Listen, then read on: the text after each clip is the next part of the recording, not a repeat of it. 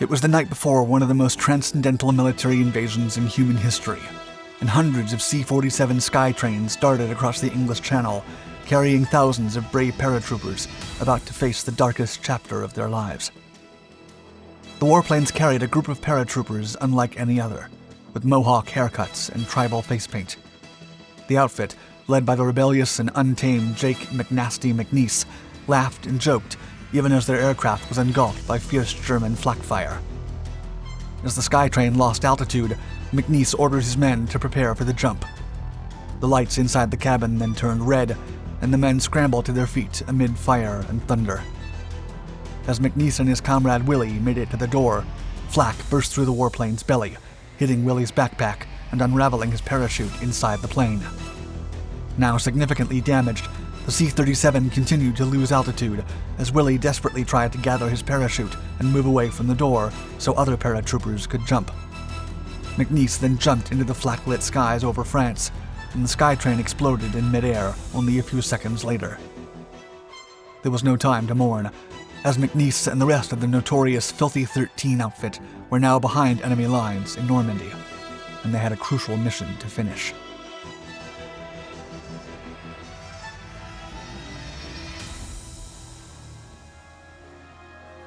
Hellraiser. Jake McNasty grew up during the depths of the Great Depression and had to work to support his family from the age of 10. Hunting and fishing to feed his kin gave the young man a formidable physical condition that helped him stand out when he finally went back to school. In high school, McNasty joined the football team and found work as a fireman.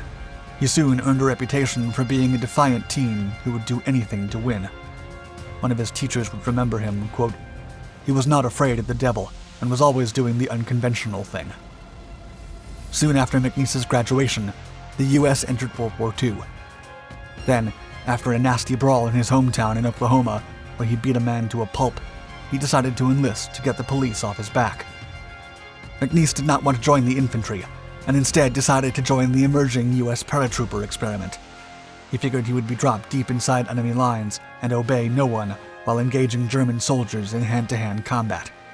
He would later say, quote, "If a man wanted to kill me, I wanted to look him in the eye." And thus, the mischievous Jake McNasty became the 506th Parachute Infantry Regiment's problem. A wild bunch.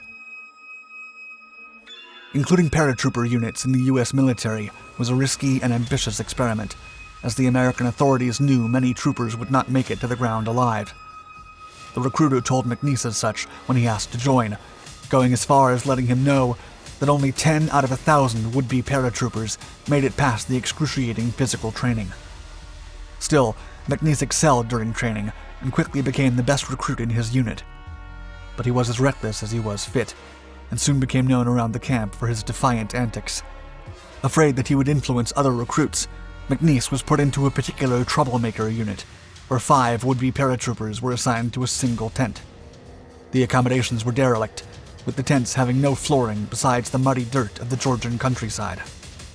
But McNasty and his men didn't care about appearances, opting to save water for cooking instead of cleaning themselves, and soon earning the nickname of the Dirty Five. McNasty and the Dirty Five continued to gain a reputation as rebels, missing roll calls, getting drunk, and participating in bar brawls regularly. One night, after causing a significant fight inside a bar, 2 military police officers intervened. When the MPs started to beat one of McNasty's friends into submission, he assaulted them, disarmed them, and fired in every direction to empty the guns, leaving the officers injured and perplexed. McNasty was severely punished, and was the only recruit not to be promoted during his training. Still, the authorities knew he was the best, and they needed him. When someone suggested to McNasty's commander that they should discharge him, he responded, quote, "McNasty isn't hurting anything. There will be a time when you'll be awful glad to have McNasty around." Mohawks and war paint. By the time they made it to England, the Dirty Five had grown into the Filthy 13. The group then continued rehearsing jumps in preparation for the Normandy landings. Even out of combat, McNasty had lost several friends to parachute malfunctions. Still, the Filthy 13 relished in the danger and risk that came with the job, and when they were not jumping out of a plane, They were causing mayhem in camp as their way to let off steam.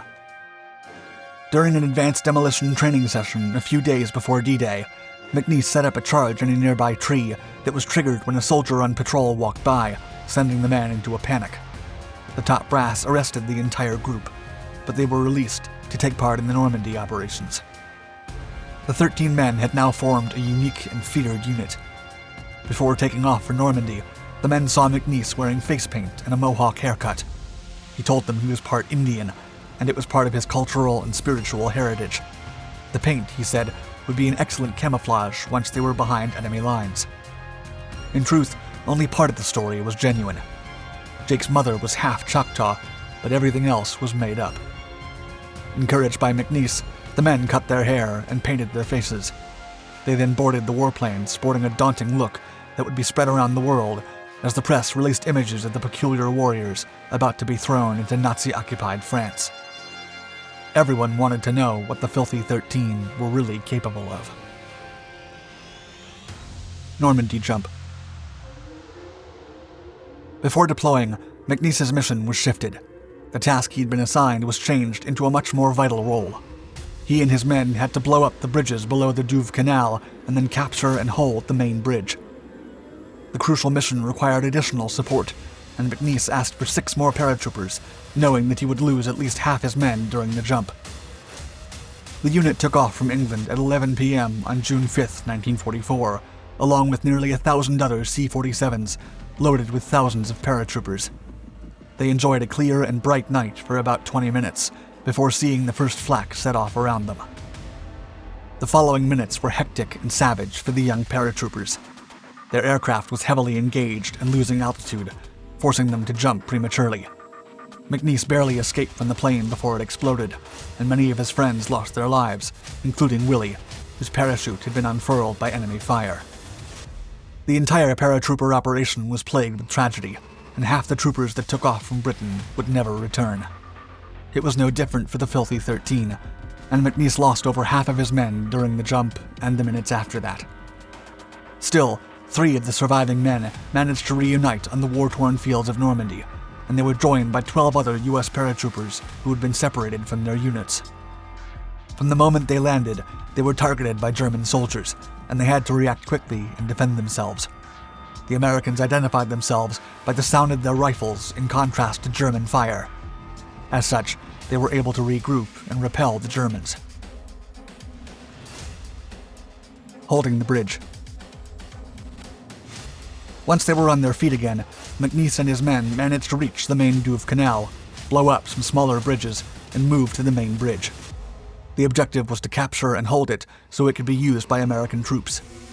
If they could not keep the crossing, they had orders to blow it up so the Germans could not use it to reinforce the beachheads. Against all odds, the Filthy 13 dug in on one side of the bridge and maintained control, preventing the Germans from crossing. Then, after 3 days of holding the bridge, under constant German fire from the other side of the canal, the U.S. authorities decided that McNiece's unit had been wiped out and sent a squadron of P-51 Mustangs to blow out the bridge. The Mustangs swept in and destroyed the bridge, while also striking the German and U.S. positions on each side of the canal. McNiece and his men were well dug in and survived the strike, after which they continued to defend their positions. 2 days passed, and the Germans were significantly pushed back from the beachheads.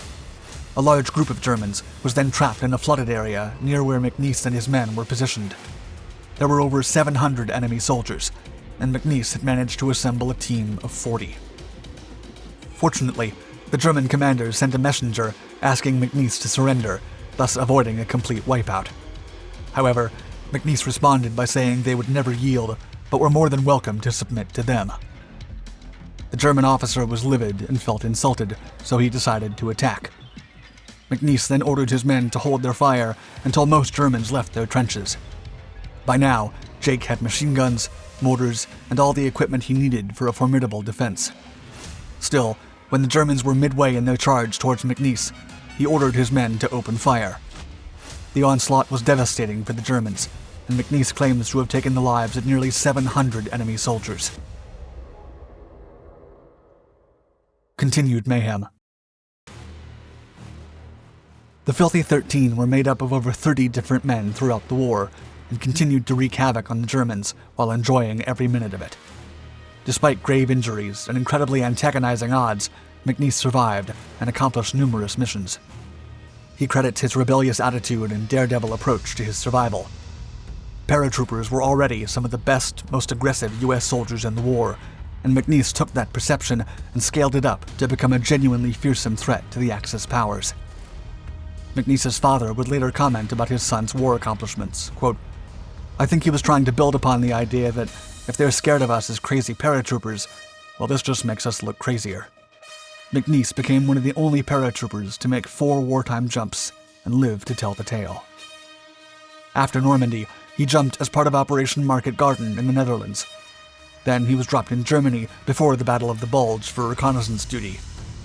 As the war waned, he volunteered for Pathfinder training, anticipating he would sit out the rest of the war in a training camp in England. To his surprise, his unit was called for one last jump into Bastogne to guide and resupply drops. He was eventually awarded the French Legion of Honor Chevalier class for his brave actions in France in 2012. At the end of the day, the officers that put up with McNiece's antics during training were proven correct. The war needed men like him. The Filthy 13 became an iconic and legendary unit, not only for its over-the-top looks, but also for its incredible combat deeds. Jake McNasty, with the help of historian Kaleo Griffith, would eventually document all of his wartime adventures in the book The Filthy 13, From the Dust Bowl to Hitler's Eagle's Nest, which only added more fuel to the legend.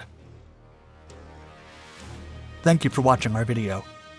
For more epic war stories from the World Wars, click on your screen and check out another of our Dark Documentaries channels, where we delve into the actions of the bravest men and the most unique military technology that changed the fate of the world. Stay tuned.